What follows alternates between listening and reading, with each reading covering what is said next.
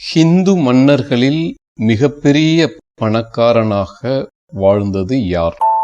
உண்மை என்னவென்றால், இந்து மன்னர்கள் யாருக்கும் தனக்கென்று 1 ரூபாய் கூட சொத்து இருந்தது கிடையாது.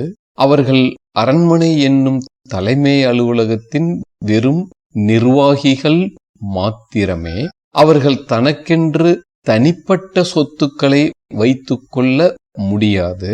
அவர்களின் உழைப்பினால் அரண்மனையின் செல்வம் வளர்ந்து பெருகி இருந்தால் கூட அவைகள் அனைத்தும் அந்த அரண்மனைக்கே சொந்தம், ஆனால் அவர்களுக்கு அல்ல. அடுத்து அந்த அரண்மனையின் நிர்வாகத்திற்கு யார் வந்தாலும் இந்த சொத்துக்கள் அனைத்தையும் அந்த புதிய மன்னர் தான் கையாளுவார்.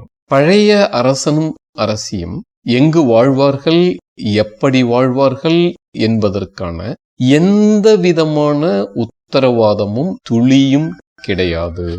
ஒன்று அவர்கள் மரணம் அடைய வேண்டும், அல்லது அவர்கள் துறவியாக ஆக வேண்டும், அல்லது அவர்கள் மீண்டும் ஆட்சியை கைப்பற்ற விரும்பினால் காட்டிற்கு ஓடிப்போய் ஏழ்மையில் வாழ்ந்து கொள்ளலாம், அடையாளங்கள் ஏதும் இன்றி.